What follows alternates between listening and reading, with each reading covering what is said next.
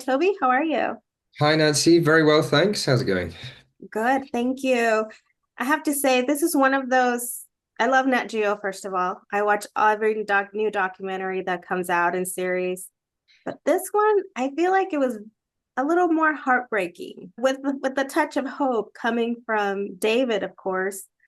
But I can't help it that the things that you're revealing is unbelievable and that it's happening and legally. Well, where would you like me to start? I mean, really, I guess, Nancy, what you're responding to is the reality and the power of this story, right? This story was such a gift, and I just from the moment I started making this film, um, yeah, I felt like this story was something special. We're talking about the story of ocean discovery, how we're living in a time where the greatest age of ocean discovery is right now. We're still finding things out every year about about our ocean and about how vital it is for life, for all life on Earth.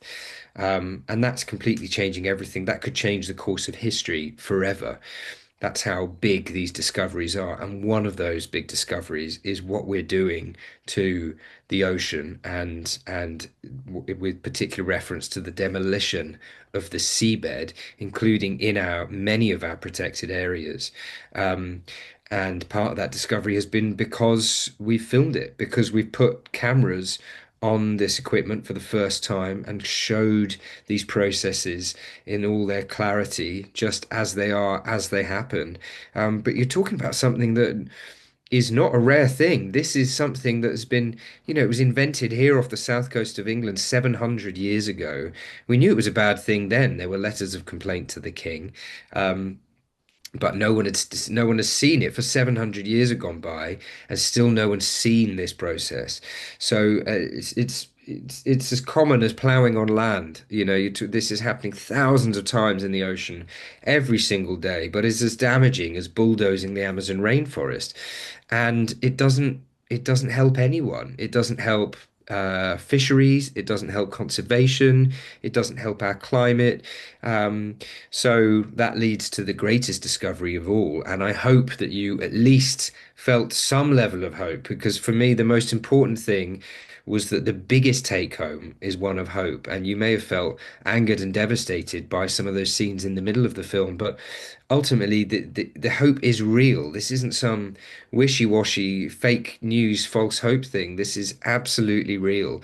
There's so much science and data behind this, and it wasn't until I was on this film and I really it really sunk in, even though I've worked with marine wildlife all my life, this idea that the ocean is more capable of spectacular recovery than any of us had ever dreamt possible, and that it's a very different process to land. That if you protect part of the sea, it recovers quicker and bigger and more spectacularly than anyone had ever thought possible, much quicker than on land, and it fills the surrounding areas with life again. So by just protecting a third of the ocean, we can fill the sea with life, and that is a win for everyone on Earth. It gives us a more stable climate, a breathable atmosphere, booming coastal fishing economies, and more marine life than anyone had dreamt possible. And that's incredible. And that is the big discovery of them all. So hopefully that one rides home bigger than ever.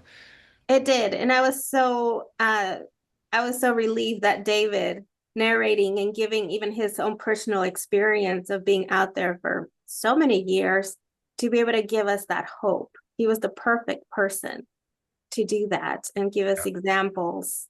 So how was it to get him on board? Which I'm sure it wasn't hard to, but I mean it must be super pleasant.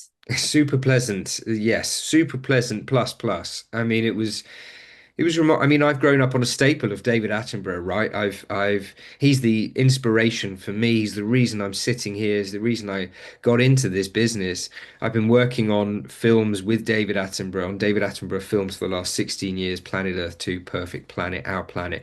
But to be making, producing, and directing this film, which is his most authored and personal piece yet, and the greatest message he's ever told, his biggest story ever.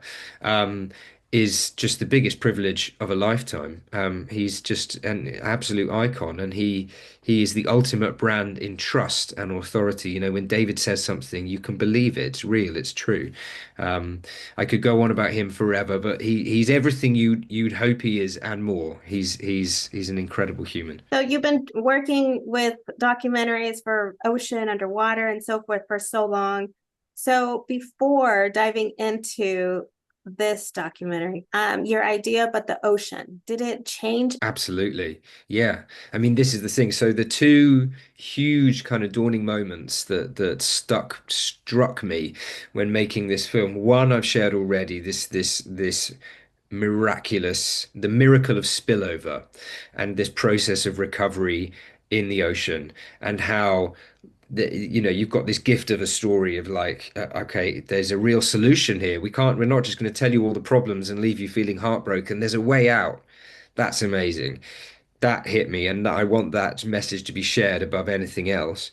And the other thing that changed me was really that understanding that the ocean is all of ours. It's owned by every single person on the planet, and it's for every living thing on the planet. It's not for the management and exploitation of a few governments, a few companies, a few rich individuals. It's for all of us to call out how the ocean is managed and looked after. And once everyone understands that, I think everyone will be more involved in sharing this message so widely because it affects us, even if you don't live by the coast, even if you never see the sea. Every day, every other breath you take is governed and allowed by the ocean. So our job now, what we can do is to make sure that these countries fulfill the commitment, right? That they are going to be protecting that 30% of the ocean by 2030. Correct. So there's a real timeline here. There's a real plan. Many of these countries, most of these countries have signed up to 30 by 30.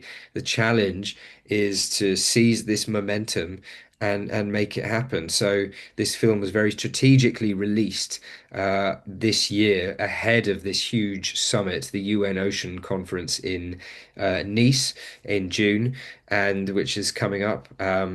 Just after World Ocean Day when this lands on Nat Geo and Disney Plus.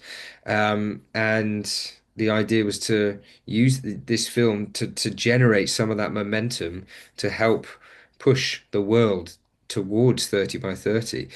Get this film in front of all of the global leaders and encourage this opportunity to protect a third of the sea. Well, thank you for that hope. It was heartbreaking, but there was a ray of sunlight at the end. Thank Stay you so hopeful. much. It's real. Yes, thank you so much. Appreciate it. Thank you. Bye.